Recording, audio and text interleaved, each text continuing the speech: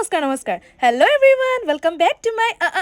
অন্য এটা mini blog আৰু এইফালে মানে লালুঙে আজি বহুত দিনৰ মূৰত খুৱাই আছিলে মোক ফুচকা আৰু পাপৰি চাট এইফালে মানে মই ফুচকা চুৰ গাইজ আৰু আনফালে আকৌ আমাৰ লগত এজন জুনিয়ৰো আছিলে বাৰু আমাৰ কলেজৰে ছেকেণ্ড ছেমৰ গতিকে আমাৰ দুটাকো খোৱালে সিও ফুচকা খাইছিলে মই বোলো তই অকলে খালে নহ'ব মোকো দিব লাগিব গতিকে এইফালে দেখিছেনে পাপৰি চাট কি ধুনীয়া একেবাৰে টেষ্টি হয় আমাৰ ডিব্ৰুগড়ৰ পাপৰি চাট 30 টকা লয় বেছি লয় বাৰু আজিকালি কিন্তু মানে ভালেই লাগে খাই অলমষ্ট আৰু এইফালে এইটো পৰাণ আৰু মই আমি এইফালে ধুনীয়াকৈ গ'লোঁ তাৰপিছত এইফালে এইটো ধুৰন্ধৰটো দেখিছেনে ই কৈছে তাৰ লগত মানে যাব লাগে গতিকে ধুৰন্ধৰক বাই বাই দি আমি গ'লোঁ হোষ্টেললৈ বুলি